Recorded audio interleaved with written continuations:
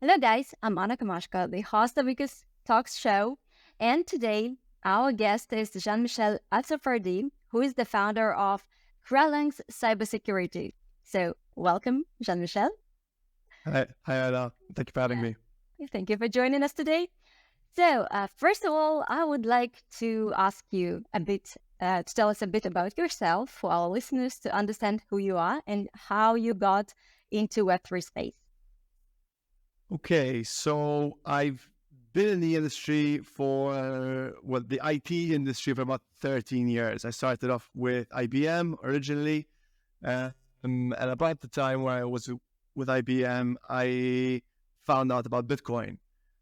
And mostly because, once I sort of landed this crazy job with this insane company, I just spent a lot of time reading about tech, right? Just a lot. Yeah. Even wrote, I ended up writing a couple of tech blogs as well. But while I was reading, I'm pretty sure it was on a site called neowin.net back then. I ended up seeing some story about Julian Assange releasing the collateral murder videos, along with then Bradley Manning, now Chelsea Manning. And the owner of a sudden Visa wakes up one day and says, "Hey, WikiLeaks, you can't take payments from us anymore." And I was like, "What the hell? What the hell is going on?" As soon as I saw those videos, I was like, "Okay, Chelsea is clearly a hero, right? She's sort of sacrificed herself for the greater good of humanity." And then once the world finds out, they're not trying to help her. What's wrong here? Instead, they're trying to. So I was like, okay, this is weird. And then same day, or a couple of days later, it was really, really quick. WikiLeaks announced they're taking payment in this thing called Bitcoin. I was like, what the hell is Bitcoin? And I mean, as a sort of a nerd, as a gamer, you're sort of used to catching certain things a little early, right? Because I guess they're the most technically adept group of society, I would say, right? Kids and gamers, especially when you're young, you have time, And I ended up reading the white paper, and I was in love. It was sort of like love at first sight. It was like, okay, we don't print money based on the gold standard anymore. Nobody knows how banks work. Nobody knows how banks make money, yet they're central to sort of how the world works. And 2008 had just happened back then. I was like, okay, we bailed out a bunch of bankers, but everyone has lost their money. What the hell? How does this make sense? Something is broken here, right? And Bitcoin became this, I was like astounded by it. But back then, I had a beastie PC. The only thing you could do back then was mine, right? There was no exchanges. There was nothing. It was just I think it was bitcointalk.org was the original forum, right? And that's so the only thing you could do was mine. So it's like, okay, awesome. I just bought some gaming PC, took a loan out for it back then. Was a 3.2 gigahertz hex core with 4 gigabytes of DDR3 back then, and another 3 or so gigabytes of GDDR5. So I had long story short, I had a beastie PC, and I sort of downloaded all the mining program I needed and set it up, and I went to my dad and said, "Hey, Dad, I want to mine this magic internet money called Bitcoin." And he says, "Okay." He says, "How much is it going to cost?" And I said, "Well, my PSU is about 1,000 watts. So, I told him about as much as an air conditioner running about 24/7. And back then, the electricity prices were even higher than they are now post war. Can you imagine? Yeah. At least from Malta. And he said no, and I listened to him, which was which was a shame because the block reward back then was 50 Bitcoin. So Yeah. I mean, it wasn't good about 50 Bitcoin a day, but I would have probably spent it on some Honda Civic in my mid-20s anyway, right? Like as soon as I saw Bitcoin hit $1,000, I was like, what the hell? This is insane. Like $1,000, right? It was crazy. And then we got to a point where you know, where my mom's talking about it and my friends are talking about it and my family's talking, and I'm just like, what is this weird world that we're living in, right? Like when I was looking at it, the sort of the normal world would look at me like, hey man, this guy's a weird kind of dude, right? Like, and I get it. I absolutely get it because I'm totally weird. But what's been interesting is that it's been a similar pattern with many things, like Meta, for example. Take Meta, okay? So many people don't know this, but the only reason why Facebook rebranded to Meta is because of a woman named Frances Hogan. Frances Hogan is a whistleblower, which very similar to Chelsea Manning, right? And she worked at Facebook and she ran an alpha beta test on people's home pages, and they on a test group of 600,000 people, and they got 300,000, and they posted, they sort of fed them with positive news, and they got another 300K and they fed them with just negative news, and lo and behold, the guys who were fed the negative stuff interacted more with the platform, which means more ads were able to be served, which means more money is generated. And because Facebook there's no regulation around whether social media is supposed to make the world a better place or not, it's just there to make money.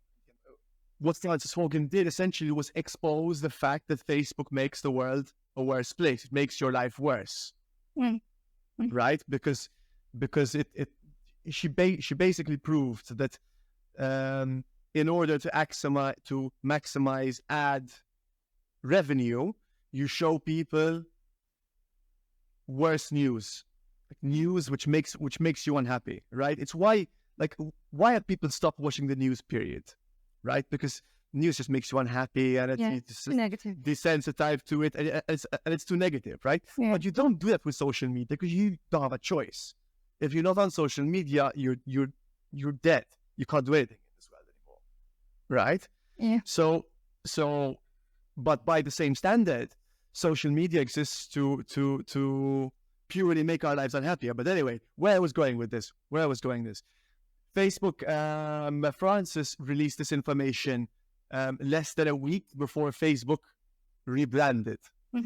Okay, less than a week, and there were no rumors that Facebook is rebranding. There was that it came out of the get-go, right? It just appeared, and the reason why it appeared is because if the information had come out, then the stock price would have been the effect on the stock price would have been way worse than if they hadn't rebranded, right? Meta, the way they use this digital confetti, but to my original point, Meta in gaming refers to something that is unbalanced, overpowered, and it's a really nerdy term. Like, let's say you had to talk about cars, for example, right? Let's say you have a Honda and I have a Honda. We both have Civics, right? How do we tune them? And you say, okay, well, if you use this intake and that exhaust and this ECU, that's the Meta build for a Honda Civic. You know what I mean? That's how the word Meta was used. And it's what's weird is that sort of coming from a world where, you know, talking about Bitcoin, talking about Meta, all of this stuff, and now seeing the world, you know, like there's conferences and stuff. It's just blown to a crazy proportion. Yeah. Have you started at some point mining Bitcoin, or did you buy it? Or I did buy a little bit. Very late, though, very, very late. I seem to remember, let's say, not enough for it to be life-changing in any way. I was never really interested in the money or the financial gain. I was interested in the technology and the philosophy and what it can do and what it can enable. So I much prefer blockchain to crypto. Okay. You know what I mean? Yeah, sure. On the other hand, to that note, by the way, this isn't sponsored. I just happened to pick it up, pick it up from an event. But on the crypto side, I'll tell you an interesting story. I think it was late 2013, right? So Dogecoin was created in 2013. It was created as a joke for people who were no coiners, right? Because it was such a small nerdy community, you know. And like, what I love about about sort of Dogecoin, and something which I think really envelops the sort of satire of the blockchain community as a whole, which is the Dogecoin Foundation spent $30,000, it was back then, to sponsor the Jamaican, get this right, the Jamaican bobsledding team, right, to be able to appear in the winter sports, right, in the Winter Olympics. That's amazing. You know, ultimate rare, like, so these are the sorts of people I gravitate to in this industry. You know what I mean? And I know it's but hey, I think what's even funnier is that Elon Musk is probably one of the best sort of examples of that, right? I think he gets a lot of flack about how you know, he says things and manipulates the markets, and because his voice is so powerful. But that's the point of Dogecoin. It's literally the point. Like, if you're investing in Dogecoin because you think it has some kind of utility, you're smoking the wrong stuff, my friends. That's how it is. Okay, I see. And I know that you've been working for a lot with cybersecurity. So yeah, you are a founder of a cybersecurity company. And so could you tell us a bit about this project? What tools are you using? How do you help companies or businesses? Sure. So I originally started Kralanx in 2018, and the idea was to create a cybersecurity services company for the blockchain islands, right? And my thinking was, back then, you know, Malta was trying to race to be one of the first countries to regulate. And, you know, I said, okay, cybersecurity is an extremely broad area, right? There's different kinds of, like, very many varying depths of specialities across the board, right? There's about 50 subsets if you look at everything as a whole. And I'm like, okay, I'm in a very tiny country, you know, there's 500,000 people here, and like, there's no way we're gonna have those sort of resources. So I ended up creating a sort of a network of experts, as you if you will. And what I do is I sort of tie each part from each expert and link it in with tools, then by developing relationships directly with security manufacturers. Okay, and so you are helping the Web3 companies, right, as well? Yes, we have helped a couple of Web3 companies. The reality is, though, that the vast minority of them really care about security. That's the reality, and I'll shed some light onto why. So, most Web3 companies haven't figured out their product market fit yet. They don't know how they're going to make money, right? So all of the resources are focused on creating revenue, which makes sense, right? Yeah. So the difference between cybersecurity and something like marketing is, if you invest $1 in marketing, you expect to get 1.5 back. If you don't, you guys fucked up and you've done a shit job, and you fire them and you move on. Yeah. In cybersecurity, you spend $1, and you have no idea how much you're saving. You have no idea if you actually even use this thing, right? There's no way to figure out what your return on investment is. So that's number one. Number two is there's very little on the regulation side for cybersecurity in the Web3 space, right? Like, for example, you can get a Estonian license or a Lithuanian license for 25K, something like that. Like a penetration test, if you have some weird kind of infrastructure, should cost something like that or a little bit less. And that's one of the 50 areas I mentioned. You understand? Yeah. So there, which is basically why so many, one of the reasons why so many companies get hacked at the end of the day, right?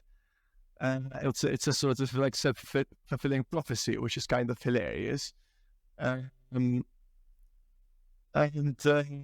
yeah, I think security is something which will. I don't think it will evolve much in the purely decentralized space. So what do I mean? Like if nobody is forcing you to spend money on security, chances are you aren't going to. For example, the reasons why people spend money on pen tests is not because they want to have a pen test, but it's because they want to have a certificate which they can market on their website and say, hey guys, listen, we've done this pen test. But here's how pen tests work, right? Think about it like this. In terms of traditional vulnerabilities, you're looking at about 40,000 new vulnerabilities discovered every year. Okay, 40,000. Which means if you run a pen test now, you're good from all the past until now. In the next 6 months, there's going to be 20,000 new vulnerabilities. Of those 20,000, maybe 6 would apply to your tech stack. Okay, you say only 6, but you're vulnerable for 6 months. Yeah. And you're asking people to put in hundreds of millions of dollars, like, you know, and this is why the decentralization space has come to, I think, a very interesting crossroads. I originally started out with the mindset that decentralization is the only answer, right? I've since shifted my mindset because I've seen that we have built the world's most powerful tools. It's like we've discovered technological fire. And instead of going out and building homes, we're fucking burning each other with it and starting wars and stealing money and scamming people. Yeah. That's what the industry has become. And 90% of this industry is a scam. Make no mistake, 90% of it. I shit you not. I've been around this thing for a long time. I've spoken to a lot of people. I know people who the public think are great members of the blockchain society are fucking scammers. I mean, the kinds of people who have offered me like $1 million for 6 months to be the head of a DeFi scam. That sort of stuff. Yeah. Right? And these people will walk in plain day. But finally enough, and I mean, I'm wearing this Casper t-shirt, so I guess I'll give them a shout out because it's kind of a segue into what I think the solution is, right? So we aren't going to have mass adoption at scale because it requires a PhD to use, right? Decentralization requires a PhD to use, understand, and appreciate. When the average person doesn't care, nor shouldn't they. You don't know how a bank works. You give it money, and it makes money. You don't know how Google Home works. You don't care about the MA or the MA or the it just works, right? It sets timers and blockchain needs to have the same approach, right? And that approach will be led by enterprises. Casper, for example, is a blockchain platform which facilitates enterprises into the enterprise's journey into the Web3 world. And a good example of this, Casper aside, is PayPal. News came out a couple of days ago. PayPal are going to be launching their own stable coin. Why? Because it's just much more efficient. It's that it like, why do they need to do inter-merchant settlements using a traditional cash where it can all be secured on chain? No party is ever at risk, and at the same time you onboard tens of millions of users. That's value. That's how you create adoption. And why is it beneficial to the world? Because if anyone wants to see what the status of a transaction is, you can go on the Pax G Explorer and just look at the transactions. That was the dream. It was a dream. Who owns the validators? Who owns the nodes? That's like, of course the businesses have to own them in this specific case, because it's their risk, which they have to sort of take on, right? So they need to make sure that if they're going to add some transparency, that they don't open it up to the world to be able to destroy. It's why bridges don't work, right? Why you see so many bridge hacks out there. You know, there was a Solana hack last year, the Ronin bridge, whatever it was, $700 million. Of course, there's going to be a hack. If you grab a wallet, if you grab a safe, you fill it with $100 million and you stick it in downtown Delhi, I guarantee you, I don't care how safe this thing is, in 48 hours, they're going to figure out how to open it. If you tell them there's $100 million, where's $100 million in the safe? Yeah. Same concept with a bridge. It's the same. It doesn't matter how secure it is. It doesn't matter if it's secured by blockchain. It doesn't matter at all. If you stick it out in the open and everyone can look at it, they can take a shot. You understand? So PayPal, for example, wants to sort of shield that part of the process, but then allow transparency into the process, which is the dream, which is beautiful. So if you ask me like what the future of Web3 is going to be, it's enterprise adoption. That's what's going to drive it. It's not going to be Bored Apes. It's not going to be crypto junkies. Like, yes, DeFi is cool and all, but let's face it, there's no real value in trading at the end of the day, right? It's just a different kind of betting. Yeah, sort of.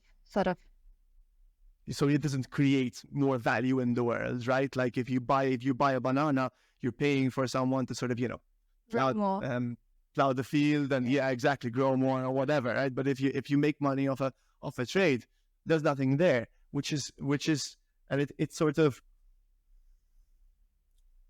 on one hand, it's lovely to see the sort of crypto industry developing in that way, and there are crypto payments, and they are adding value, and there are use cases in which crypto adds value in many, many ways. But in my opinion, the real value is in blockchain, not in crypto. Okay, I see. And so I also wanted to ask you whether you see any current opportunities in the market, in crypto, whether right now, when we are sort of stuck in between just like bear markets, anything like an advice from you? What do you think? I mean, look, I am the world's worst trader, literally. That's a bias, fair enough, right? Every time I've traded Bitcoin, I've always lost money. So it's not my thing. The way I like to sort of do things is look at a white paper, look at a team in depth, look at their LinkedIn profiles, look really well, because you'd be surprised how good fake profiles have become nowadays. Okay. And you have no idea, believe me, it's insane. It's insane. So look really, really well at these profiles, and my game is long game. Like if I see something like Cardano, for example, that's one example I mentioned. They were very, very early. They have a fantastic team.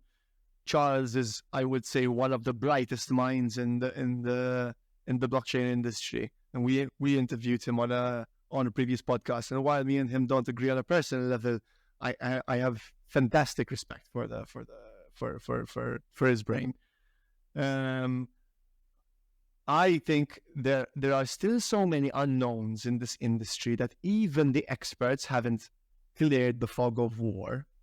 So if you're just coming into the space now, there's only so much you're going to learn in a short period of time, right? Because for lack of better words, you need to get fucked to be able to learn, right? And these guys have done it over and over and over again. So that's how I look at things. On the other hand, don't forget the point I mentioned earlier, that not everything in this industry, things are very rarely as they seem. Very, very rarely, right? So there are many projects out there but I won't go through mentioning names here, but there are many projects out there which look fantastic, look legit on the outside. But if you really dig and really see what's underneath them, you'll discover interesting things. Discover. Yeah. Okay, I see. Okay. I hope that there will be less scam in this industry in the future. I really hope, because I'm also so tired of this. As I was telling you, we have a lot of imposters who are contacting our clients and are selling sort of our products on behalf of me. And this is absolutely crazy and really very tired of it. But let's hope for the better. And as always, at the end of our interviews, we have a giveaway for our listeners. So, guys, you can come up with your questions to Jean-Michel. You can ask him about cybersecurity things and in comments below under this video. And in several days, we will select the most interesting question, and its author will get a Bitcoin mining contract from ECAS. So, good luck with that. And thank you so much for this discussion. Thank you for sharing your opinion. So, I hope to see you again sometime. Absolutely. Cheers, Anna. Yeah. Have a great day. Bye.